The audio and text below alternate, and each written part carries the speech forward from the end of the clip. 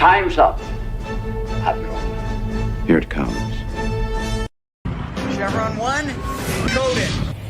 For my ally is the Force, and the powerful ally it is.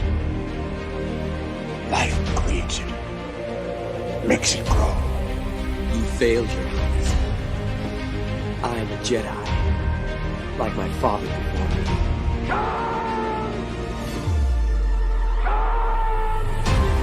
Cry hammer, and let's set the dogs of war.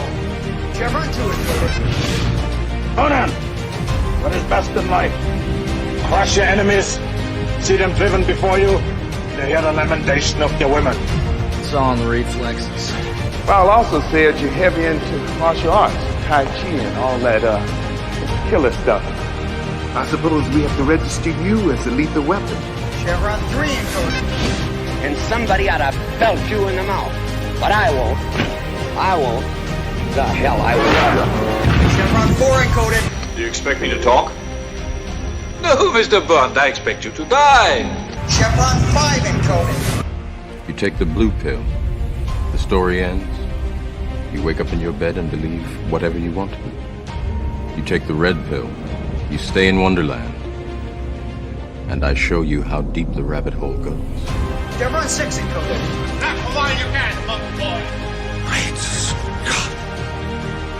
Back off, man. I'm a scientist. You shall not pass!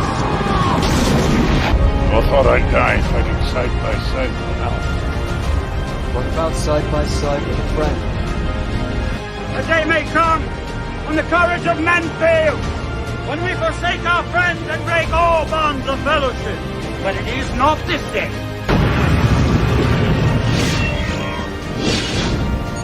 Chevron 7 is locked.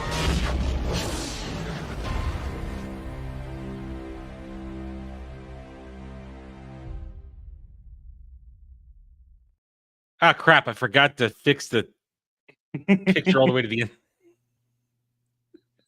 It's always something, isn't it? It's okay. You have the excuse of brain damage from this week's Doctor Who episode. Actually, yes, I did watch it before I did that. So, Yeah. But I didn't get brain damage from this movie. So, No, I didn't get brain damage from this movie. Hail and howdy, everybody. Welcome to Saturday Night Drive-In, where I run a tight shit. I really do. a tight shit, huh? Shit. I said shit. You said shit. All right, we're gonna have to do the replay on that later. Anyway, how we doing, everybody? We hope you had a good weekend so far, because it's time in that moment to take a break from the literal nonsense of the world, whether it's entertainment or the actual real life crap going on, and just sit back and try and relax and enjoy a good discussion about movies. And that's what we tend to do here. We like to have good discussions, and it will be a good discussion tonight. There's no anger or animosity built into any of the discussion tonight, because we have a good movie tonight. I'll say that. It's a good movie, The King's Speech. Before we get into that, Jed, how are you? Oh, I'm doing great. I always appreciate doing these shows because they help me keep a balance between good entertainment and bad entertainment. And so I always need it. But I'm excited to be here. The King's Speech is a movie that I love and I haven't seen in a few years. So I'm excited to talk about it with someone who's never seen it before. I didn't know anything about it. Oh, I knew the history. I just didn't know. At least the movie itself. But this Yeah. is kind of an interesting inverse for us because 9 times out of 10, I haven't seen the movie we're discussing prior to the show. And he has many times when it was released in the 80s or the 60s. But it is a nice change of pace. Yeah, this is one of those movies that when it came out, I just wasn't interested. Not because of any real reason, just because while it is a historical movie and it takes place during one of the most fascinating points in modern history, I just simply wasn't interested. So I just was okay, not gonna pay attention to it. For no reason other than that. So to watch it today, and I think you'll find a couple of my points interesting onto when I was most interested in the movie, when I was most engaged. I think it'll make sense why I say I was most engaged at that point. But before we get into it, hail and howdy to the chat across all our channels.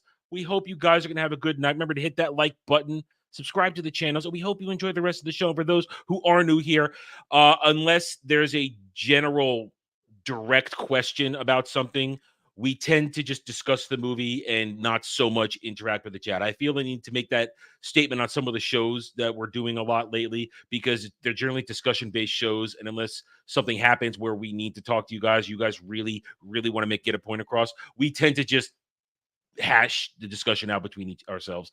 But we are here. We are always looking at the chat, so no, we are seeing what you guys are saying.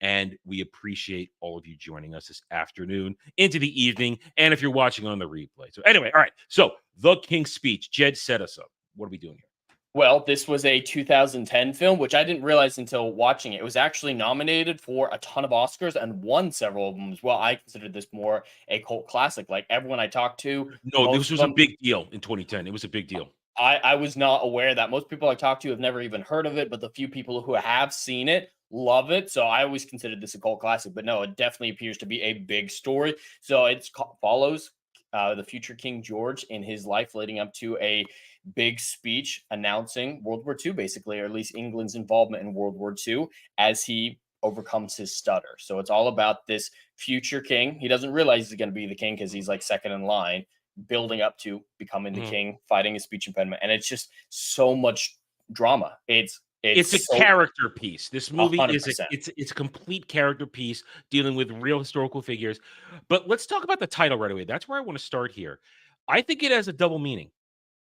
I believe it has, at least from my perspective, has a double meaning. I may be just trying to be too artsy fartsy about this, but I would agree. Of course, there is the King's Speech that King George VI gave when Britain declared war on Germany to really officially kick off World War II. But I think it also is a second meaning of his speech, as in speech in terms of it being able to speak. And therefore, I think that's the double meaning, because listen, before getting into this movie, I thought the whole movie was focusing around that one moment in time. I didn't realize this took place essentially almost over a decade, like over 8-9 years. I had no idea that it was basically while he was still second in line to the throne, before his brother abdicated and all that stuff. Now, I'm familiar with history. As a World War II buff, I'm very familiar with all this stuff. So I was intrigued to say, okay, so we're going way back to before he's actually king, and it's going to be a character study. And I am always fascinated by stuff because you can't quite see it on my shelf, but it is right there. You can see I have the complete series of Downton Abbey, which takes place, nerd. Before this happens. I'm not a nerd. It's culture. It's culture. It's great. It's good culture. Anyway, but it takes place before that. So I'm familiar with, of course, the British aristocracy. I've seen a lot of previous other material over the years, movies, stuff like that. So I'm familiar with all the lead up to these things, and to find out that it is taking place over this time, and it's not just a look into regular aristocracy, but now we're going to go into the actual royal family, the House of Windsor, and get a good look at their dysfunction.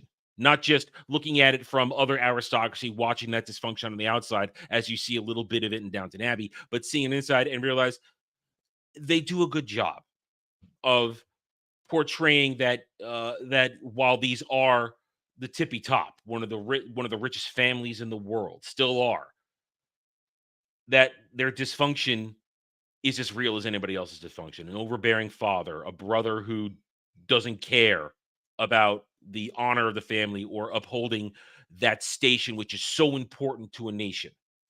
And then another who, because of let's just say mental abuse, even some physical abuse, because we learned that the nanny abused him. And I'm gonna count some of this as accurate, because I don't want to think they did this movie without doing the proper research and not getting that in there.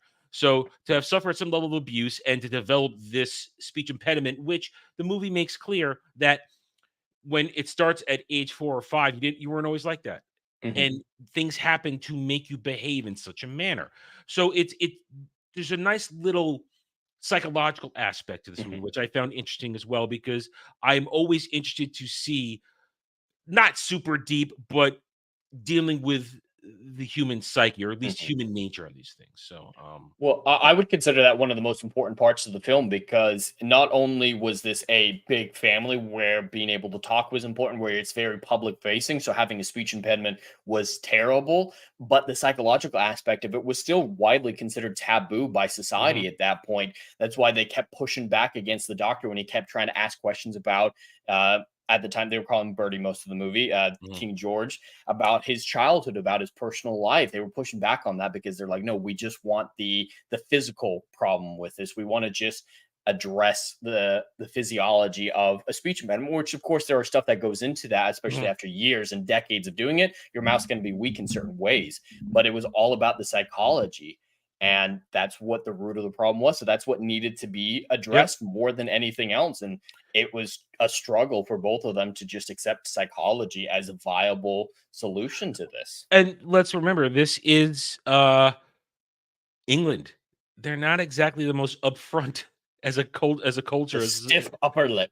with, being overly emotional in public, with sharing. I mean, Carry I'm, on.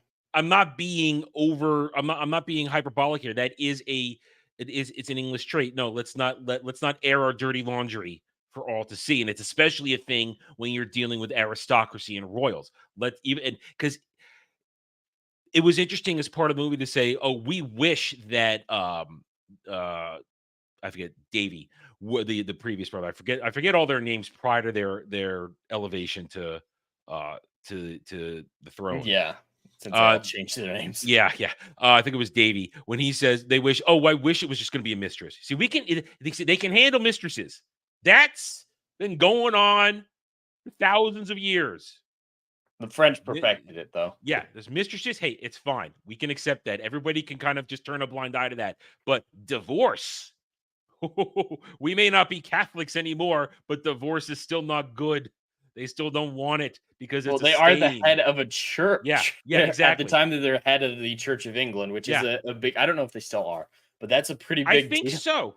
I Are think they? so because I mean, what I think the Archbishop of Canterbury is the top of the Church of England in terms of Mm, the clergy, you're right. and after that, the royal family is still head of church and state. Hmm. And because remember, of course, thank you, Stephen J. Okay. Goodman. Yeah, thank you. Yep, yeah, because the royal family, because English, there's head of government and head of country. The royal family is head of head of state, and the parliament, the prime minister, is head of government. That's how they divide it, and Hmm. they each serve their different functions. So they Hmm. still serve as Stephen just pointing out, they still serve as head of Yeah. church.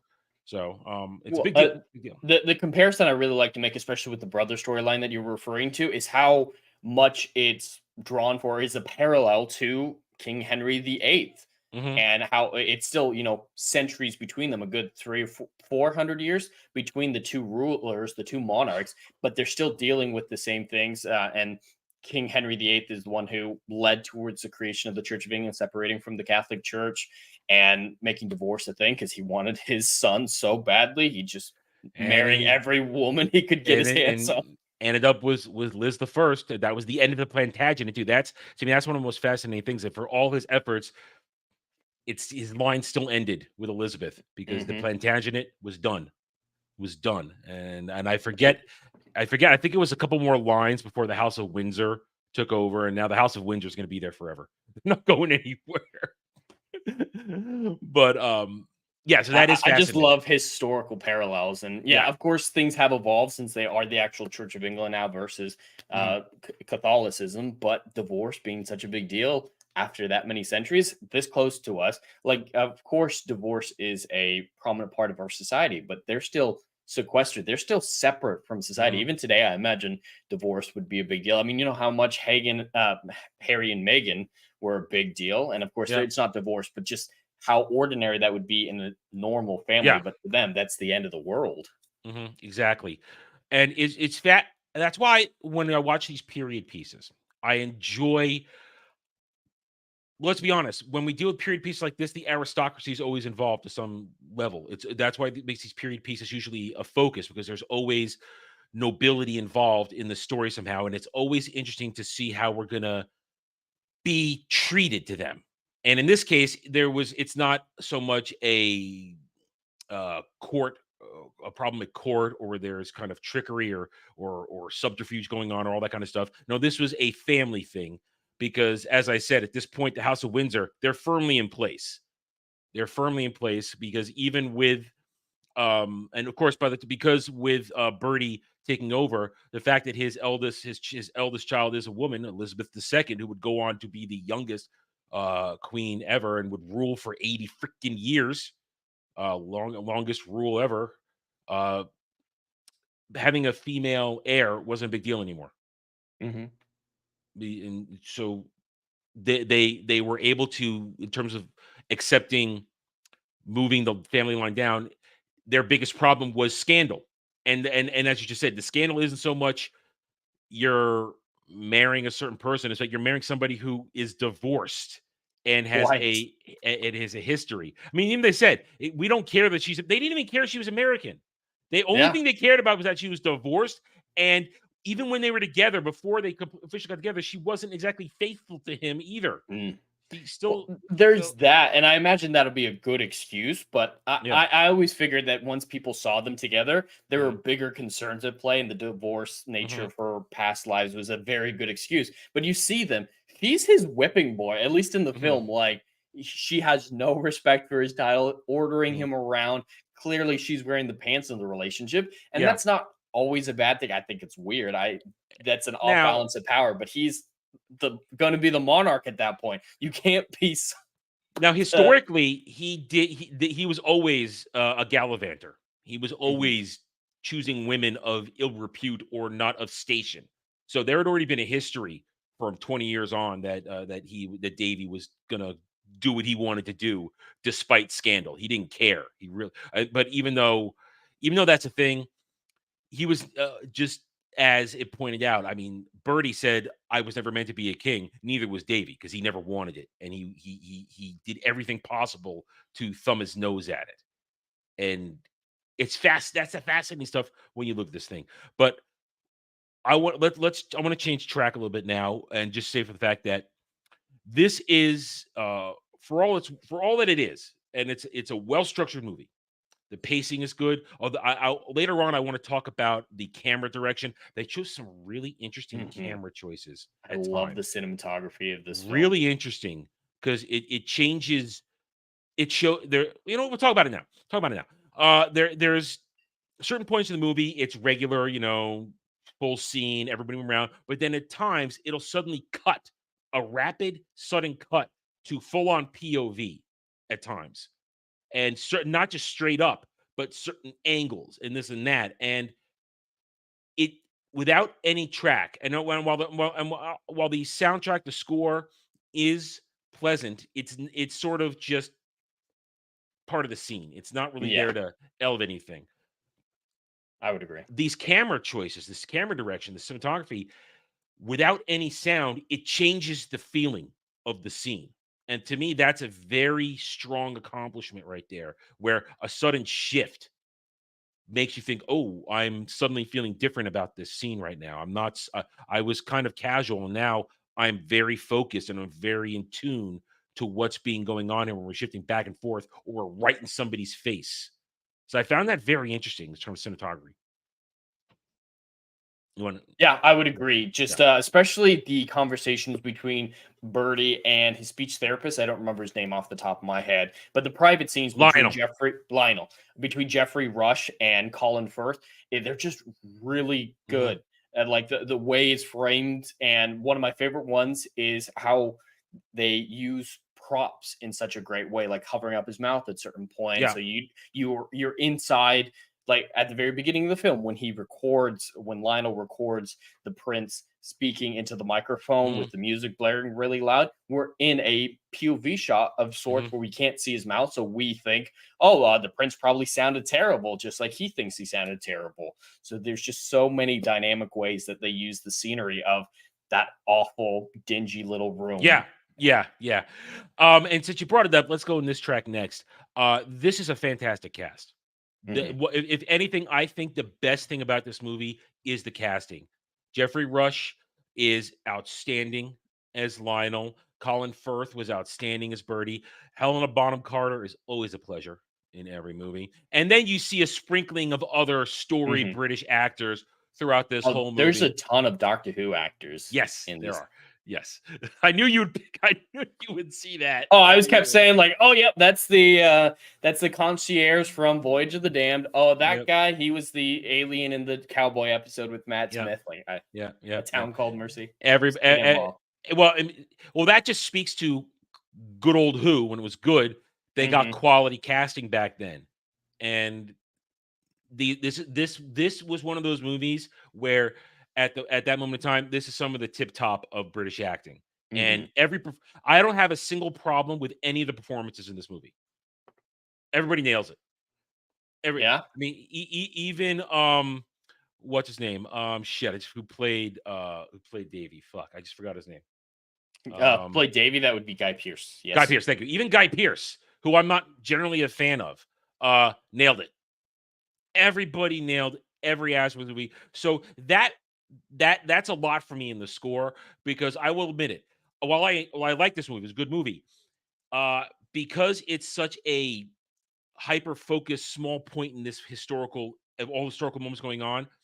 As I said, it's one of the reasons I never went to watch it in the first place. And while I've seen it, I don't regret seeing it. I'm not exactly going to go back and revisit this movie. Really? But no, yeah, because I would have been more interested in watching them deal with stuff during the war, because to me, I became the most interested when World War II began, and we're leading up to the big speech, the other half of the you title, just had different interests in the history. Yeah. I can understand that, but that's not what it's about. So I think they would have lost the plot if they focused on the war. Obviously, because that's where my interest gets piqued, when I want to see the world. I want to see characters interacting with the major events of the world, and 85% of this movie is focused on the internal of these characters. They're focusing on the internal aspects, and history. While history is moving along beside them, there's still a lot of the major events aren't until the abdication and the beginning of war. Everything else is just basically self-improvement and self-exploration, and trying to find out what is can you fix something like this, and can somebody of high station really communicate, and I say that knowing what I'm saying, with somebody of common station. Especially one of the most interesting interactions is the fact that when Birdie goes to see Lionel never pretends he's anything but what he is. No, he even specifically says, "I'd rather not call me doctor." Like, he doesn't want to keep up the pretense of being the doctor, but he's not going to directly contradict any of his credentials. And I think Jeffrey Rush just had a great time playing this role. It's a perfect role for him. Very Shakespearean. He just gobbled up this whole movie. And Colin Firth, man, he gets a lot of props for basically creating the stammer. And the frustration. It's not easy to be consistent with it, but it was very much the same stammer the whole time. Because when he would pause and swallow the word and not be serious, I could feel it. His emote was subtle and perfect. And I really, that's why I say the performances are outstanding in this movie. They really committed to it. And that's why a movie like this deserves the praise it gets. And I'm saying that's my objectivity stepping in. While subjectively, I don't dislike the fact that I had to watch this, I'm never going to go back to this. I'm not going to put it on my shelf, but I appreciate that it was a brilliantly performed movie.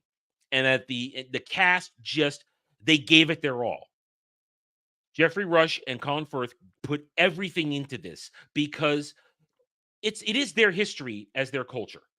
And I would think they have some level of respect for it, because this is also, I mean, you and I, we're Yankees. We're Americans. The idea of having so much appreciation for noble and royal family is a little foreign to us. At least it is to me. I understand it, but I don't completely connect to it. But this is the Britain, the United Kingdom, for the most part. over the centuries, the couple thousand years, not what, well, yeah, yeah. If you go back and over 1,000 years, because Yeah, it's not over until 1,000 years. yeah. Couple I mean, I thousand know is the stretch. history. Yeah, I mean, I want to say there were always kingdoms there. There were always Yeah. kingdoms. But just how they were It's not classified has until changed so many times with all the invasions. it's not until the 800s when after the Great Heathen Army just ran ramshod over England that then they unified around Wessex, and then it was still a little bit longer before England was formed. But even back then, there was always an affinity for the royal family, and even after Parliament and the royal family were separated and each serving a different function for the country, the society, the people retained an affinity, an affection for their royals. And that's why I think that their performances are meaningful, because they don't want that lost. They want to show the respect they have, the affection they have. And I appreciate seeing that. And that's how I feel it goes through it. It goes through the whole thing. Because whenever somebody sees, whenever a normie, whenever a commoner realizes the presence of the noble house, oh, Majesty, they for a second, it's like, how do I act? I'm awestruck. What do I do when Lionel's wife realizes that the queen is sitting in her dining room, the newly crowned queen? She And does a great job in that scene, but Yeah. so does Helen Bonham Carter. Like, oh, that's so sweet, but we've got previous engagement. Just the way she's. That's total British right there. It's like, oh, I'm going to deny you in the sweetest possible, most well-mannered way, so that nobody's offended and everybody feels because as they though don't they're actually not, want them to stay. No, she does not want the king and queen of England to judge her cooking. Yeah, but that's British behavior. Nobody wants this, but each side will go out of their way to be as polite as possible to just get out of it. Well, except for Lionel, he is fully willing to be disrespectful when it helps his patients. Like I love, like we're talking about subtleties and performances. Yeah. When he first meets Birdie, he's visibly shaking. He's very nervous, stumbling over his words a little bit, still trying to show respect, but he's still going to do what he needs to do. If he's going to help his patient, he's going to help his patient. Yeah. He's not going to back down from his positions, even though he's nervous as hell. And it's all in just small body language from Jeffrey Rush. I know a lot of people praise Colin in this film, and rightfully so. He deserved the Oscar, no question in my mind. But I always had more of an affinity towards Jeffrey Rush. Oh, Jeffrey Rush is the best thing in this movie. After, I think a subtly brilliant performance by Helena Bonham Carter. She's not in it very much. She does a great job. But she steals every scene she's in. Every scene she's in, she nails it. And I love when she just like, what if my husband were the Prince of York or the Duke of York? Just how subtly she dropped that. Yeah, it's great. And that scene you just repeated when she's sitting at the table. Oh, hello, you may call me ma'am. And I love how she wants the proper etiquette. And the wife is perfectly happy to go along with it. And it's great exchanges, and that is the fantastic acting, the performances, and the writing, just the subtlety of the dialogue. This is a very dialogue heavy movie.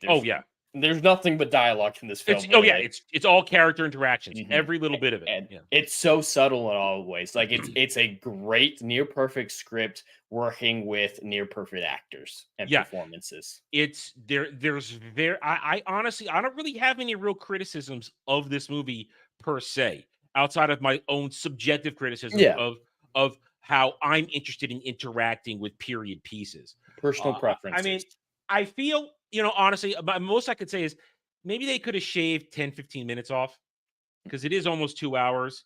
I would agree. It does drag on in a little bit in the middle. They could have maybe cut out a few of the interpersonal reactions of the royal family, because we got a lot of it already throughout most of it. We didn't quite need a few things.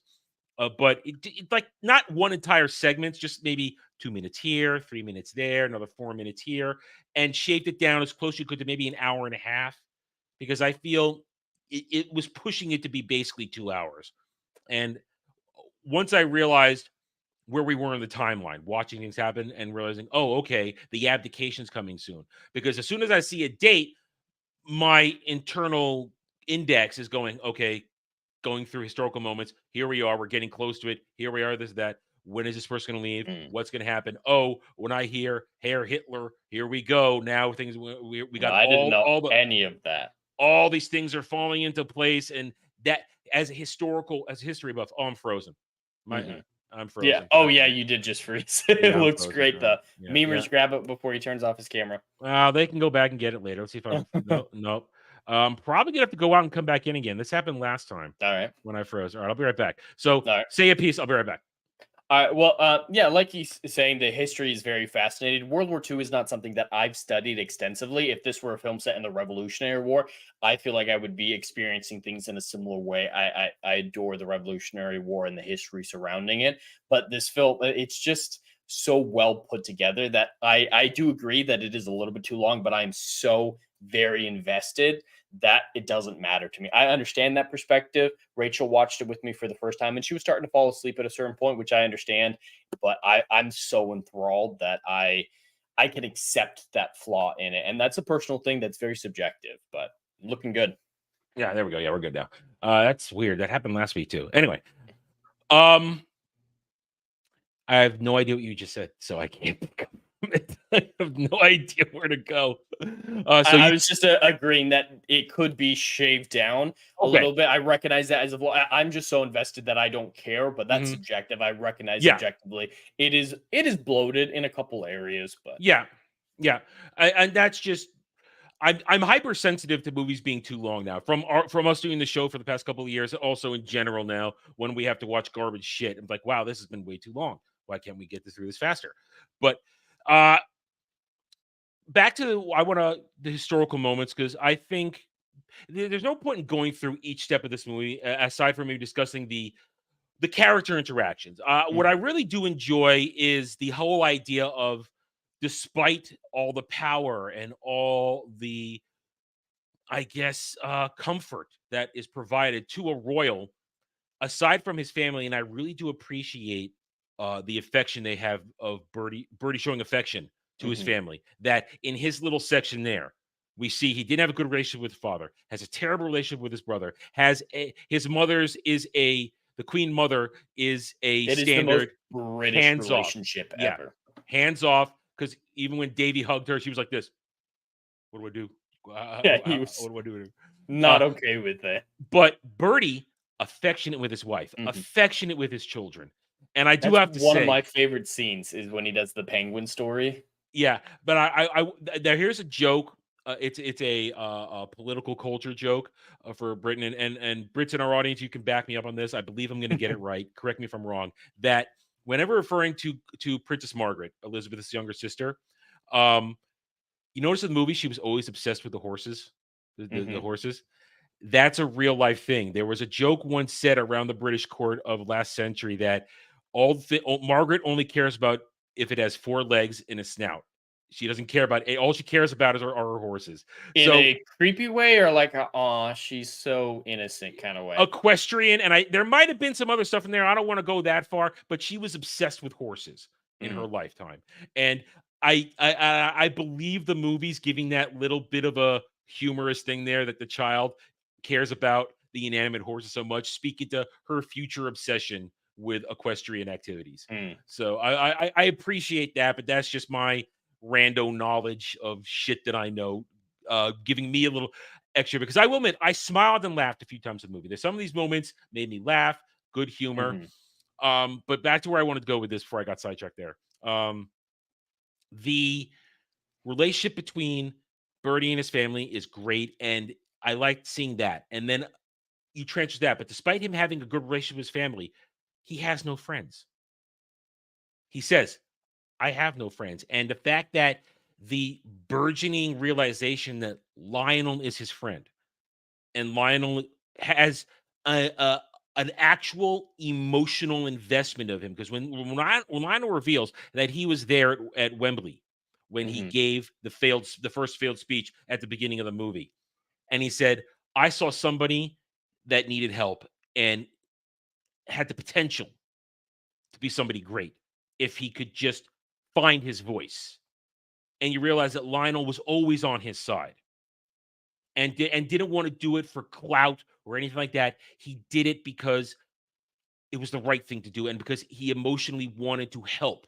And at that revelation of it's what a friend does. Well, I wouldn't know that. I don't have friends. I don't have many friends or any at all.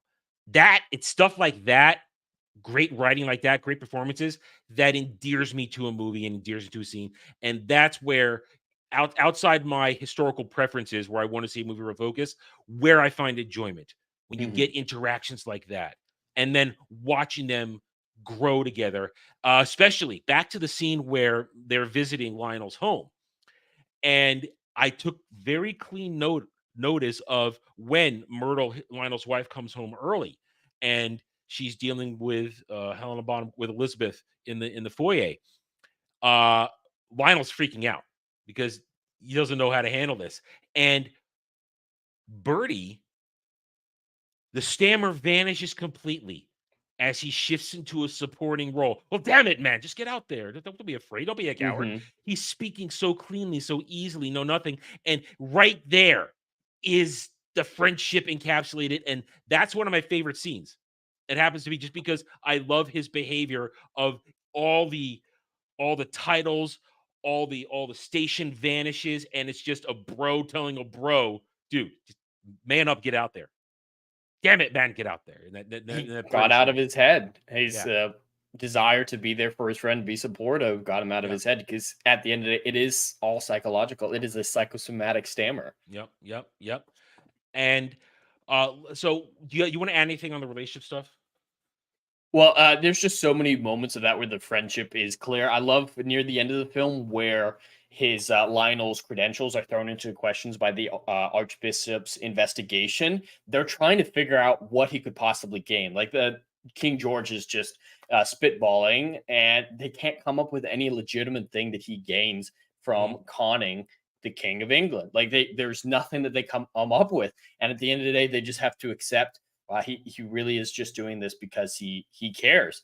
And that's one of my favorite scenes of the movie as well, is in the Westminster Abbey right before the coronation when King George confronts Lionel, and Lionel just has to say, hey, yeah, my credentials aren't true. I never lied to you, but this isn't something that I intended to be. I was just trying to be an actor, and my way with words was beneficial to men with I saw men in pain. And I just wanted to help. And that scene is fascinating. So let's shift to the final act, which to me is the best part of the movie. The third act, where war is upon us. And we are now at the other half of the meaning of this title, the King's Speech.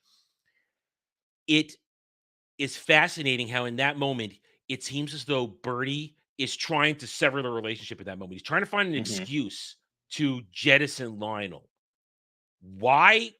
Why do you think? I'm having a little bit of trouble trying to think. Why is he why in that moment does he think, "Oh, I'm going to cut ties with this right there"? Do you have a thought on that? Well, something you see in psychology is self-destructive behavior when you feel like you don't deserve something. So there's this whole trope, in movies do this very commonly, is you're trying to push someone where you care so that they can't betray you. So he's just his whole life, like you said, never had any friends. Now he's getting a chance to have a friend, and he's like, now, wait, is it real, or is he going to betray me? Well, if there's even a chance he's going to betray me, I got to cut this off now so I don't get personally attached, so he can't do that to me. It's a self-defense mechanism that's ultimately self-destructive. That is perfect. That is the answer I was looking for, because I was trying to figure out why is he trying to sabotage this in this moment? And that's a perfect answer. It's a defense mechanism. He has had pain, betrayal every time somebody got close to him or somebody he thought was going to be close to, except for his wife. And now he is trying to get away from it, when reality that this is the truest bit of friendship you're ever going to have. And Lionel, in that great moment, says, "I'm not going to bullshit you, and I'm not going to let you bullshit you. We can do this." And when he turns around and he's sitting on the throne, it's such a great moment. And I know Bertie doesn't know what to do.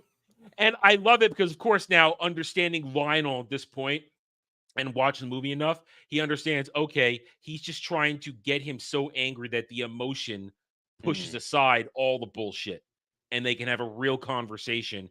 And it's a brilliant move, and it performed, as I've said over and over again, perfectly. Physical performance, emoting, dialogue, pronunciation, diction, and I say that, and again, knowing what we're talking about here, it's meaningful. Every little bit is meaningful, and it all lands. And that's just the coronation speech. But now we get to the actual war speech, which they clocked in. I think.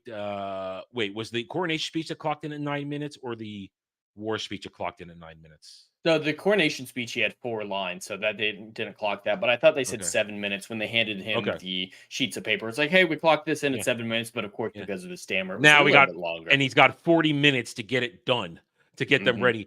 And that whole part right there, it's that final bit, the last 20, 30 minutes is a culmination of everything in the movie, of every single coping mechanism that they have built into how he deals with the stammer. Every exercise, every little thing, singing, cursing, dancing, moving, rhythm. It's all right there. And they get into that, get into the final little booth. And I really loved it, how he just turned it open the window.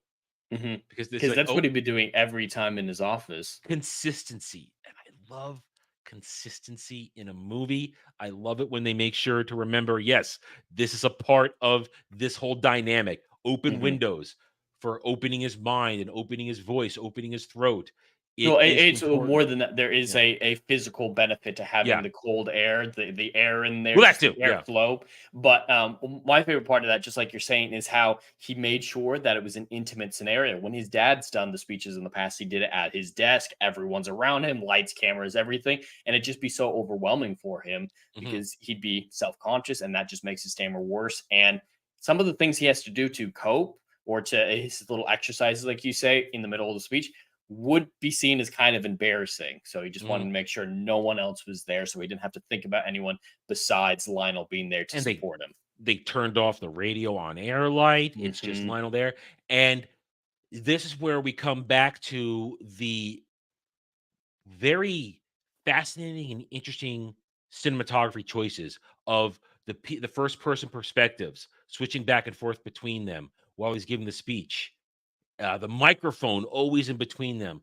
Lionel conducting it, making sure he feels it. The preparation of deal with it, like drop this vowel or jump lean up into to the this word. P, the Yeah, upheavals. And uh, and I do want to. I'll come back to. I was jumped to a point I should have jumped to earlier, but I'll come back to it after this. And I wonder. I guess I could tie it in. Of course, it's always classic then to cut out to watch the rest of the world listening to the speech. And I wonder, and maybe you can answer this, maybe you can. It sounded like they didn't, but did they cut to the actual speech audio at all during the delivery? I don't know. I've never heard the original speech, so I couldn't tell you. Neither But have they I. could have. So he was doing such a good job with his Yeah. stammer. I'm sure he researched and tried to make himself sound just like King George VI. So it wouldn't surprise me if because they fiddled with it a little. after the coronation speech, when they were watching it in their private viewing That room, was the real footage. that was real footage. That was real footage, and they cut to real news footage of the time with Germany and all that stuff. And so that made me wonder, when we got to the speech, is that always Colin Firth, or did they splice in a little bit of George VI? So it's just curiosity. Maybe somebody can educate us either in the chat today or the comments after the stream. Just curious, because if they did, it was seamless. And if they didn't, that's fine, because that's still just Colin Firth banging out a great performance and everybody watching it and watching the reaction of the population, because this is something they needed. Back to the whole idea of the nobility, the royal family. It's part of the DNA of the country, of the kingdom, of the empire. And it's a matter of faith. And I'm not just talking about the religious aspect. Knowing that these individuals are there provides structure. At that time, definitely at that time, for a population who in the coming years are going to see their cities devastated. London is going to be blitzed, literally pummeled with bombs. And I know it's foreshadowing, but and in the movie they don't know it, but they're foreshadowing it when they say it. When Birdie says to Lionel, "I have a feeling I'm going to have to be doing a lot of these speeches over the next few years," and we learn in the credits Lionel was with him for every single one, and it's beautiful. It's beautiful to watch friendship that is just friendship. It's not anything else. Not any of the rando, disgusting shit that modern day Hollywood needs to inject into everything we do. And you all know what I'm talking about. It's beautiful to see a true friendship as it happened, because this was real. And that's why period pieces like this, most of the time I enjoy period pieces that involve fictional characters, because you have a little more room to interact with the history. You can do more. You're not locked in. But this is actual real. These are real people. They really existed. Their real problems, their real issues, their real relationships. And that's the interesting part of it when they try to adhere to it as close as they possibly can. Of course, there was dramatization in this movie. Of course there was. We're not so silly and stupid to realize, oh man, this is how they all acted in real life. No, of course we understand. It's nearly impossible to have 100% adaptation of history, or because none of us were there. We're going on accountings, secondhand knowledge, and the royal family is notoriously private. Yeah. So there's plenty of things that we just don't have access to. I'm sure we can do some interviews, but as you saw, a lot of people were already dead by the time the movie was being made. Well, yeah, but I'm sure there were diaries. There were they had things to build the idea there off was of, stuff. but they could never be perfect. No, but they do a good enough job where it's believable. Where it's all believable that this is how these people acted. This is how they behaved. I'm sure there was enough information on Lionel Logue to build to build a character for Jeffrey Rush to inhabit. And there is enough information on George VI to build for Colin Firth to build upon a character. There's enough for all of them, enough public appearances, because that was one of the most interesting facts when the movie starts. They hate the fact that now we're in the public. Radio, television, it's a thing, it's growing, it's gonna be here forever. There's no escaping it. George V says we can't just parade around in uniform, do a couple of salutes, and go hide behind a wall anymore. We have to interact. And it's important to understand that was a turning point in society, in British society, in society all around the world. I mean, here in America, yeah, great. Presidents talking on radio. I mean, during that period of time, Roosevelt's fireside chats, that was important to Americans during World War II, the fireside chats. It's a certain understanding of how all these things work that makes it fascinating to watch it play out. And as I said, I enjoyed the most when it's at these massive fulcrum points of historical significance. And that's why when World War II begins, I'm thinking, okay, I would want to see more of the World War II stuff. But I realized the speech happened, end of the movie. We're not going to go forward. And a great place to stop. It doesn't need to keep going. And I like the credits where it says, and he was given a special suicidal knighting that very few get, only when they deliver direct help to the royal family. And it's nice to see that. Also knowing that George VI didn't live much longer past World War II, because Elizabeth was crowned at 18, and she's 55? Somewhere around that. Yeah. I'm not. I forgot to go look. And I know that because of Doctor Who. Yeah. So she's already like 9, 10 when this movie's going on. So in another 8 years or so, she's gonna be crowned queen. He did not reign for long. And but it's fascinating. I appreciate all these things about this movie, as I've said. So unless you have anything else to add, Jed, let's give the scores. Okay. Well, one little Easter egg that I wanted to point out, well, not Easter egg, but kind of an interesting connection to this show, is the actor who played the Scarlet Pimpernel a month or two ago was actually in this film as well. He played the first prime minister in the film. The one who resigned. The dude looked familiar. I couldn't quite place it. It was the Scarlet Pimpernel. I feel like I know this dude. I think it's Andrews. It's something weird like that. Okay, so all right. Great catch on that. I felt familiar. Oh, it was bothering me. I had to go look it up. Yeah. So great. All right, good catch on that. All right, so it's your week, so you get to score it first. Okay, perfect. Well, as I've mentioned many times, I do adore this film. I'm a sucker for well-written character studies. Character studies are some of my favorites. So I do have to say there might be some bias in this scoring system. I do believe it's an immaculate movie, but I have to point out I do have a bias that I don't know if I'm fully overcoming. So a little disclaimer there. But I think the script is near perfect. The acting is just immaculate. The biggest criticism is the one that Adam brought up. Is it is a little bit longer than it needs to be, but that's such a minor one that it doesn't take away much from this film. So just between everything, the cinematography, even the music, where it's not necessarily adding to the scene, it's exactly what the scenes needed. There's not a single aspect of this film that I didn't think people brought their A game to. So I'd have to give this film a 9 out of 10. Okay. All right. 9 out of 10. Wow. You actually you scored higher than I did. That's a rarity. And Legatus points it out here that I'm sorry, I said 18. Looks like she was crowned at 25. Thank you, Legatus. That's why I thought I felt like it was a little off there when you said 50. It's like, wait, no, there's no way she was 18 in the 50s. She had to be older. So thank you for the correction there. Legatus will always catch me when I screw up. It's his job. Anyway, I'm in agreement with you.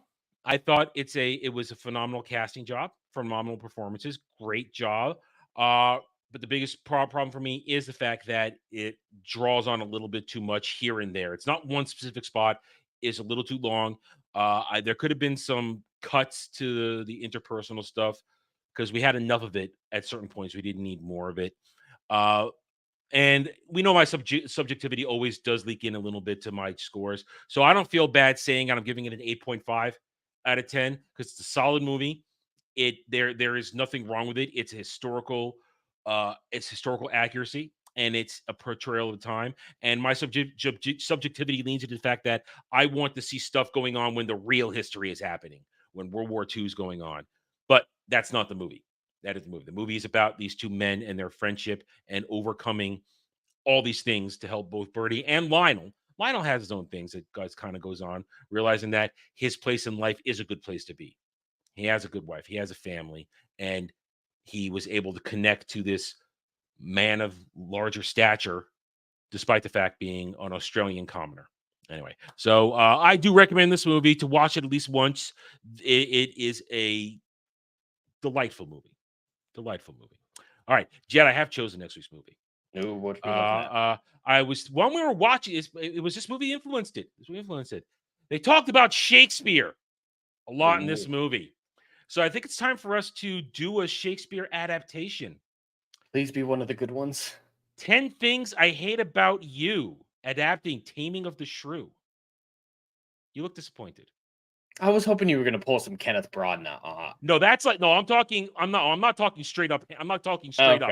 I'm talking side adaptation. Dude, listen, I would love to do Branagh's 4-hour Hamlet, but we can't do his 4-hour I prefer Henry V and Much Ado About Nothing. Yeah. See, I love his versions. When I'm talking like the side, not direct, something that's based upon it. And 10 Things I Hate About You. The DiCaprio, Romeo and Juliet. Fuck that. I will never. That's what I was really worried about. I haven't seen 10 Things I Hate About You, so I don't know one way or another. But okay, well, it's Heath Ledger, and a couple other familiars in there. I've always enjoyed it because I feel it's a good modern take on Taming of the Shrew, as opposed to what's the one with it was a more classic one where they're doing it's with he was Seven Brides, Seven Brothers. Shit, forgot his name suddenly.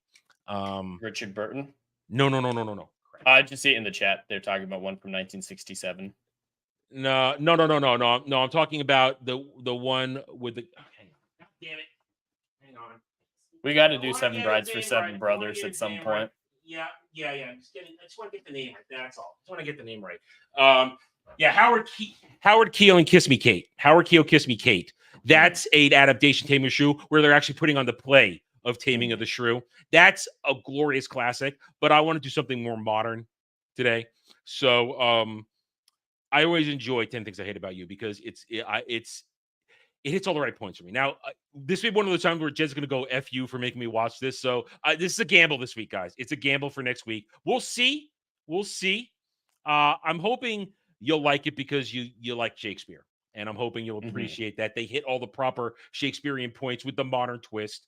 And I always enjoy it. It's one of those movies I could put on and just have on as company. It's that kind of movie for me. Anyway, all right. Thank you, everybody, for joining us this week. We hope you had a good time. And if you did, hit that like button, subscribe to the channels, and we'll see. Oops, hang on. There we go. We'll see you next week. Until then, guys, take it easy. Have a good night or day wherever you may be.